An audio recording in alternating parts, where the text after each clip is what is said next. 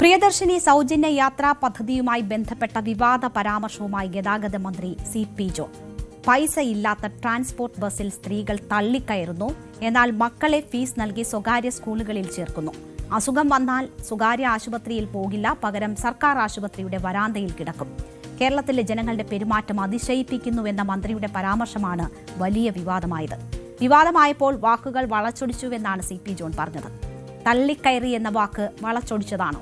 സ്ത്രീകൾ ദാരിദ്ര്യം അനുഭവിക്കുന്നു എന്നാണ് ഉദ്ദേശിച്ചതെന്ന് മന്ത്രി പറയുമ്പോൾ ആ ദാരിദ്ര്യം ഇതുപോലെ അവരെ അപമാനിക്കാൻ ഉപയോഗിക്കാമോ? സൗജന്യ യാത്ര ഒരുക്കിയിട്ട് തള്ളിക്കയറേണ്ടി വരുന്നുവെങ്കിൽ അതിന് ഉത്തരവാദി ആരാണ് വകുപ്പ് മന്ത്രി? സർക്കാർ ആശുപത്രികളിൽ ദാരിദ്ര്യമുള്ളവർക്ക് വരാന്തയിൽ കിടക്കേണ്ടി വരുന്നുവെങ്കിൽ അതിനുത്തരവാദി ആരാണ്? ദാരിദ്ര്യമുള്ള സ്ത്രീ മറ്റ് ചെലവ് ചുരുക്കി മക്കളുടെ ഭാവി സുരക്ഷിതമാക്കാൻ പ്രൈവറ്റ് സ്കൂളുകളിൽ പഠിപ്പിക്കുന്നത് മന്ത്രിയെ ഇത്രമാത്രം അതിശയിപ്പിക്കുന്നത് എന്തുകൊണ്ടാണ്? കുട്ടികൾക്ക് നല്ല വിദ്യാഭ്യാസം നൽകണമെന്ന പൊതുബോധം എത്രയോ കാലമായി കേരളം പുലർത്തുന്നുണ്ട്. ഇപ്പോഴും ദാരിദ്ര്യമുള്ളവർക്ക് വിശ്വസിച്ച് കുട്ടികളെ എത്തിക്കാൻ മാത്രം നമ്മുടെ പൊതുവിദ്യാലയങ്ങൾ വികസിക്കുന്നില്ല എങ്കിൽ അതിനും ഉത്തരവാദി ആരാണ്? എന്ത് നല്ലത് ഉദ്ദേശിച്ച് പറഞ്ഞതായാലും പറഞ്ഞ വാക്കും പ്രയോഗവും ഒക്കെ തെറ്റിപ്പോയിരിക്കുന്നു മന്ത്രിക്ക്. എന്തായാലും അതുമായി ബന്ധപ്പെട്ടുള്ള വിവാദങ്ങളും വാർത്തകളും ആണ് നമ്മൾ ഇനി പരിശോധിക്കാൻ പോകുന്നത്. കേരള ബസ് ട്രാൻസ്പോർട്ട് അസോസിയേഷൻ സംസ്ഥാന സമ്മേളനത്തിലാണ് മന്ത്രിയുടെ ഈ വിവാദ പ്രസ്താവനയുണ്ടായത്. സർക്കാർ സ്ത്രീകൾക്ക് അനുവദിച്ച പ്രിയദർശിനി സൗജന്യ യാത്രയിൽ സ്ത്രീകൾ തള്ളിക്കയറുന്നുവെന്നാണ് മന്ത്രി സി.പി. ജോൺ പറഞ്ഞത്. പൈസയില്ലാത്ത KSRTC ബസ്സിൽ സ്ത്രീകൾ തള്ളിക്കയറുകയാണെന്നും എന്നാൽ മക്കളെ ഫീസ് നൽകി സ്വകാര്യ സ്കൂളുകളിൽ ചേർക്കുന്നുവെന്നും മന്ത്രി പറഞ്ഞു. ഫീസ് ഇല്ലാത്ത സ്വകാര്യ സ്കൂളുകളിൽ പോലും മക്കളെ വിടില്ല.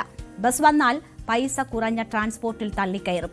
അസുഖം വന്നാൽ സ്വകാര്യ ആശുപത്രിയിൽ പോകില്ല, പകരം സർക്കാർ ആശുപത്രിയുടെ വരാന്തയിൽ കിടക്കുമെന്നും കേരളത്തിലെ ജനങ്ങളുടെ സ്ത്രീകളുടെ പെരുമാറ്റം തന്നെ അതിശയിപ്പിക്കുന്നുവെന്നുമാണ് മന്ത്രി പറഞ്ഞത്. അപ്പോൾ മന്ത്രിയുടെ ആ വിവാദ പരാമർശം ഒന്ന് കേൾക്കാം.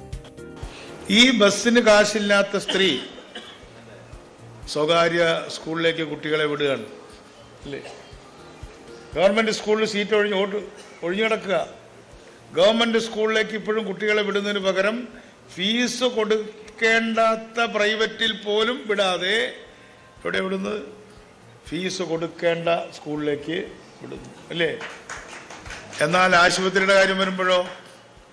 ആശുപത്രിയുടെ കാര്യം വരുമ്പോൾ ഇതേ സ്ത്രീ തൻ്റെ അച്ഛനെയും ഭർത്താവിനെയും കൊണ്ട് വരാന്തയിൽ കിടക്കുകയാണ് ഗവൺമെന്റ് ആശുപത്രി അല്ലേ? ഈ മൂന്ന് കാര്യങ്ങൾ, പൊതുജനാരോഗ്യം, പൊതുഗതാഗതം, പൊതുവിദ്യാഭ്യാസം, ഈ മൂന്ന് കാര്യങ്ങളിൽ ഞാൻ ട്രേഡ് യൂണിയൻ ലീഡേഴ്സ് ഉള്ളതുകൊണ്ട് പറയുകയാണ്, കേരളത്തിലെ ജനങ്ങളുടെ ബിഹേവിയർ, അവരുടെ പെരുമാറ്റം എന്നെ അതിശയിപ്പിക്കുകയാണ്. ബസ് വന്നാൽ കാശ് കുറഞ്ഞ ട്രാൻസ്പോർട്ടിൽ തള്ളിക്കയറും. എന്നാൽ തൊട്ടപ്പുറത്ത് കുട്ടിയെ ചേർക്കുന്നത് ഫീസ് കൊടുക്കുന്ന സ്കൂളിലാണ്. അസുഖം വന്നാൽ പ്രൈവറ്റ് ആശുപത്രി പോകാൻ പേടിയാണ്, കാരണം അവിടെ കൊടുക്കാൻ പൈസയില്ല. പക്ഷേ പ്രിയദർശിനി വന്നപ്പോൾ നിങ്ങളുടെ ബസ് വിട്ട് മറ്റ് പ്രിയദർശിനി കാത്തു നിന്ന് തിരക്കി ആളുകൾ പോകുന്നതിൻ്റെ കാരണം നിങ്ങളോടുള്ള വിരോധം കൊണ്ടോ എന്നോടുള്ള സ്നേഹം കൊണ്ടോ അല്ല, മറിച്ച് നമ്മുടെ നാട്ടിലെ കുടുംബിനികൾക്ക് കയ്യിൽ കാശില്ലാത്തത് കൊണ്ടാണ് എന്ന യാഥാർത്ഥ്യമാണ് ഞങ്ങൾ പഠിക്കുന്നത്.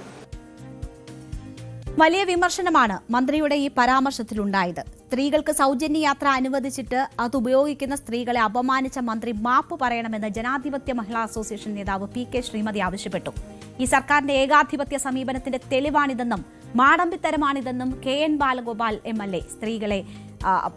MLA കുറ്റപ്പെടുത്തി. സ്ത്രീകളെ അധിക്ഷേപിച്ച C.P. ജോൺ മാപ്പ് പറയണമെന്ന് CPI ദേശീയ സെക്രട്ടറി ആനി രാജ ആവശ്യപ്പെട്ടു.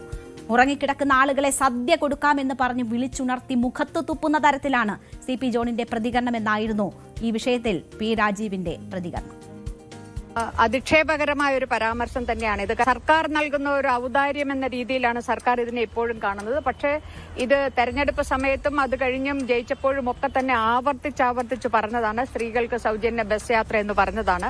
അധികാരത്തിൽ വന്ന സ്ത്രീകൾ അവരുടെ ആ അവകാശം അവർ ഉപയോഗപ്പെടുത്താൻ തുടങ്ങുമ്പോൾ അതിനെ അധിക്ഷേപിക്കുന്നത് ഒരു മന്ത്രി എന്ന നിലയിൽ അദ്ദേഹത്തിന് യോജിച്ച കാര്യമല്ല. അതിനെ അതിശക്തമായി അപലപിക്കുകയാണ്. പക്ഷെ ഇത് അവർ പ്രോമിസ് ചെയ്തതാണ്. ആ പ്രോമിസ് ചെയ്തതിനെ നമ്മളെല്ലാം എന്തോ ഭിക്ഷ യാചിക്കുന്ന മാതിരി ആ രീതിയിൽ അവഹേളിക്കുന്നത് തീർച്ചയായിട്ടും യഥാർത്ഥത്തിൽ ഈ ഉറങ്ങിക്കിടന്ന ആളെ വിളിച്ചിട്ട് സദ്യ കൊടുക്കാന്ന് പറഞ്ഞ് എണിപ്പിച്ചിട്ട് നേരെ മുഖത്തേക്ക് കാർക്കിച്ച് തുപ്പുന്ന ഒരു രീതിയാണ് ഇന്ന് ഗതാഗത വകുപ്പ് മന്ത്രി സ്വീകരിച്ചത്.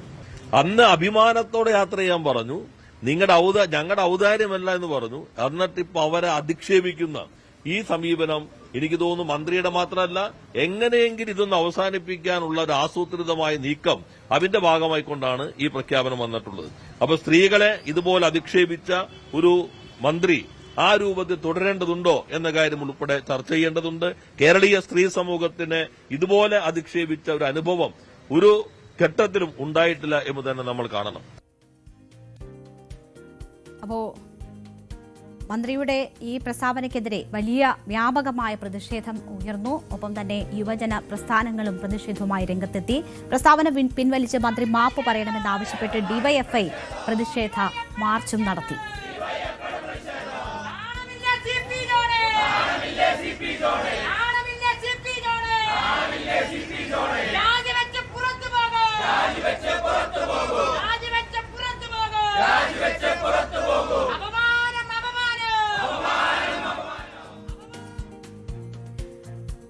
മന്ത്രി പറഞ്ഞത് ശ്രദ്ധയിൽപ്പെട്ടിട്ടില്ല എന്നും സ്ത്രീകളെ അപമാനിക്കുന്നതല്ല ബഹുമാനിക്കുന്നതാണ് സർക്കാർ നയമെന്നുമാണ്. പ്രിയദർശിനി പദ്ധതിയിൽ നിന്ന് പിന്നോട്ടു പോകില്ലെന്നും മന്ത്രി AP അനിൽകുമാർ പറഞ്ഞതായിരുന്നു സർക്കാരിന്റെ ഭാഗത്തു നിന്നുണ്ടായ ഒരു പ്രതികരണം ഇതുമായി ബന്ധപ്പെട്ട്.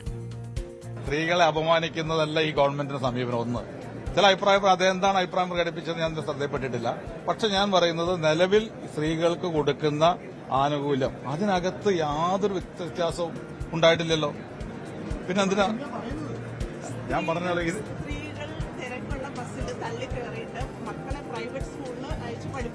അല്ല, ഞാൻ അതൊരു വിവാദമാക്കണ്ട. ഞാൻ പറയുന്നത് പല അഭിപ്രായ പ്രകടനങ്ങളും പല രീതിയിലും വരും. അതെ, സ്ത്രീകൾ ഇരന്നു വാങ്ങിയതല്ല. സൗജന്യയാത്ര 50% വരുന്ന സ്ത്രീകളുടെ വോട്ട് ലക്ഷ്യമിട്ട് കോൺഗ്രസ് പ്രഖ്യാപിച്ചതാണ്. ഇന്ദിരാ പദ്ധതിയിൽ രാഹുലാണ് ഈ പ്രഖ്യാപനം നടത്തിയത്. തെരഞ്ഞെടുപ്പിന് മുൻപ് കോൺഗ്രസ് നൽകിയ വാഗ്ദാനമായിരുന്നു. മുഴുവൻ സ്ത്രീകൾക്കും സൗജന്യയാത്ര എന്നത് സർക്കാരിന്റെ തീരുമാനമായിരുന്നു. അധികാരമേറ്റയുടൻ പദ്ധതി നടപ്പാക്കിയത് ഏറെ പ്രശംസിക്കപ്പെട്ടതാണ്. സ്ത്രീകളുടെ സാമൂഹിക സാമ്പത്തിക ഉന്നതിക്ക് പദ്ധതി ഉപകാരപ്പെട്ടു എന്ന് കോൺഗ്രസ് വിലയിരുത്തിയതുമാണ്. അപ്പോഴാണ് ഈ വിവാദ പരാമർശം വരുന്നത്. ഇതിന്റെ ഉദ്ഘാടന ദിവസം മുഖ്യമന്ത്രി പറഞ്ഞത് പുതുചരിത്രമാണ് ഇത് എന്നതാണ്.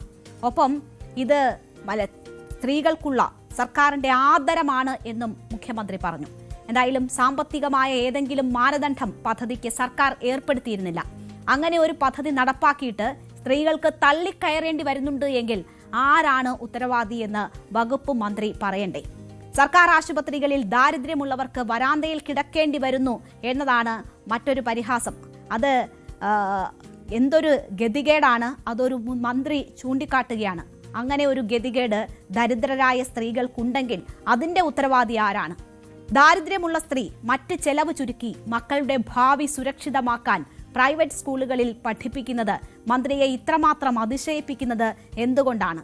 കുട്ടികൾക്ക് നല്ല വിദ്യാഭ്യാസം നൽകണമെന്ന പൊതുബോധം എത്രയോ കാലമായി കേരളം പുലർത്തുന്നുണ്ട്. കേരളത്തിന് സൂചികകളിൽ ലഭിക്കുന്ന മുൻതൂക്കമൊക്കെ അങ്ങനെ ഓരോ അമ്മമാരുടെയും കരുതലിൽ നിന്ന് ഉണ്ടായിട്ടുള്ളതാണ്. ഇപ്പോഴും ദാരിദ്ര്യമുള്ളവർക്ക് വിശ്വസിച്ച് കുട്ടികളെ എത്തിക്കാൻ മാത്രം, അല്ലെങ്കിൽ കുട്ടികളുടെ ഭാവി സുരക്ഷിതമാകുമെന്ന് വിശ്വസിക്കാൻ മാത്രം നമ്മുടെ പൊതുവിദ്യാലയങ്ങൾ വികസിക്കുന്നില്ല എങ്കിൽ അതിനും ഉത്തരവാദി ആരാണ്? പറഞ്ഞതെല്ലാം അബദ്ധമായി മാറിയപ്പോൾ അതിൽ വിശദീകരണമായി മന്ത്രി വന്നു. ആ വിശദീകരണത്തിലും മന്ത്രിക്ക് പാളുന്നതാണ് നമ്മൾ കണ്ടത്. പരാമർശങ്ങളിൽ ഉറച്ചു നിൽക്കുന്നുവെന്ന് മന്ത്രി CP ജോൺ ആദ്യം പ്രതികരിച്ചു. സ്ത്രീകളുടെ ദാരിദ്ര്യത്തെക്കുറിച്ചാണ് താൻ സംസാരിച്ചതെന്നും തന്റെ വാക്കുകൾ വിവാദമുണ്ടാക്കുന്നതിൽ ബുദ്ധിമുട്ടില്ല എന്നും താൻ എന്താണ് പറഞ്ഞതെന്ന് ഒരു വിശദീകരണം തന്നോട് ചോദിക്കാമായിരുന്നു എന്നും ഒക്കെയാണ് മന്ത്രി ആദ്യം പറഞ്ഞത്. പിന്നീട് അതും പോരാഞ്ഞിട്ട് ന്യായീകരണം തുടർന്നു മന്ത്രി CP ജോൺ. കേരളത്തിലെ സ്ത്രീകളുടെ ദാരിദ്ര്യം വളരെ വലുതാണെന്നും ബസ് ചാർജ് കൊടുക്കാൻ പോലും പലർക്കും സാധിക്കാത്ത സാഹചര്യമുണ്ട് എന്നുമാണ് പറഞ്ഞതെന്നും അദ്ദേഹം വിശദീകരിച്ചു. പ്രിയദർശിനി മാതൃകയിൽ മറ്റ് 3 പ്രധാന മേഖലകളിൽ കൂടി അടിയന്തര ഇടപെടൽ വേണമെന്നാണ് താൻ ഉദ്ദേശിച്ചതെന്നും അദ്ദേഹം വ്യക്തമാക്കി. പൊതുഗതാഗതം, പൊതുവിദ്യാഭ്യാസം, പൊതുജനാരോഗ്യം എന്നീ 3 മേഖലകളിലാണ് ശക്തമായ ഇടപെടൽ ആവശ്യമെന്ന് അദ്ദേഹം പറഞ്ഞത്. താൻ തെറ്റായ പരാമർശങ്ങളൊന്നും നടത്തിയിട്ടില്ല എന്നും എങ്കിലും സംസാരിക്കുമ്പോൾ ഇനി കൂടുതൽ ശ്രദ്ധിക്കുമെന്നും എന്നെ നിങ്ങൾക്ക് അറിഞ്ഞൂടെ എന്നും അവസാനമായുള്ള വിശദീകരണത്തിൽ CP ജോൺ ചോദിച്ചു. സ്ത്രീകളെ അധിക്ഷേപിക്കുന്നതാണ് എന്ന് പറഞ്ഞത് പറയാനുള്ളവരുടെ സ്വാതന്ത്ര്യത്തെ ഞാൻ ചോദ്യം ചെയ്യുന്നില്ല. പക്ഷേ എന്നെ സംബന്ധിച്ചിടത്തോളം ഞാൻ അവരോടൊപ്പം നിൽക്കുന്ന ഒരാളാണ് എന്ന് നിങ്ങൾക്കറിയാമോ ഇല്ലയോ എന്നുള്ളത് എൻ്റെ പ്രശ്നമല്ല. അങ്ങനെയാണ്. ഇനിയും അതിൻ്റെ കൂടെ തന്നെയാണുള്ളത്. പ്രിയദർശിനിയുടെ വമ്പിച്ച വിജയം, ആ വമ്പിച്ച വിജയവുമായിട്ട് ഞങ്ങൾ മുന്നോട്ട് പോകും.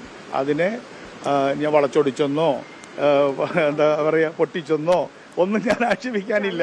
തള്ളിക്കള്ളം എന്നുള്ള വാക്കിനി ഇനി ഉപയോഗിക്കാതിരിക്കാം. അല്ല, ഞാനിതിൽ പഠിച്ചൊരു കാര്യം, എല്ലാ ദിവസവും ഒരു ലേണിംഗ് ഡേ ആണല്ലോ. പ്രസംഗിക്കുമ്പോൾ വളരെ ശ്രദ്ധിക്കണം. അപ്പോൾ ആ തിരിച്ചറിവാണ് ഈ സംഭവം മന്ത്രിക്കുണ്ടാക്കിയിരിക്കുന്നത്. നല്ലത്.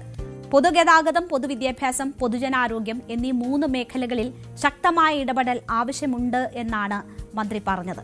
അങ്ങനെയാണ് ഉദ്ദേശിച്ചതെന്ന് CP ജോൺ വിശദീകരിക്കുമ്പോൾ അത് യാഥാർത്ഥ്യത്തോട് ചേർന്ന് നിൽക്കുന്നുണ്ട്. ഏറ്റവും കൂടുതൽ ജനങ്ങളെ ഏറ്റവും അധികം സ്വാധീനിക്കുന്ന 3 മേഖലകളാണ് ഇത് 3. അവിടെയുള്ള പോരായ്മകൾ പരിഹരിക്കാനുള്ള ഇടപെടലാണ് വേണ്ടത്. ആ ബോധ്യമാണ് മന്ത്രിക്കും സർക്കാരിനും ഉണ്ടാകേണ്ടത്. പെൻഷൻ ഔദാര്യം എന്ന പരാമർശം കോടതിയിൽ നൽകിയതിന്റെ പ്രതിഫലം കൂടിയാണ് താങ്കളുടേതുൾപ്പെടെയുള്ള ഈ അധികാരപദം.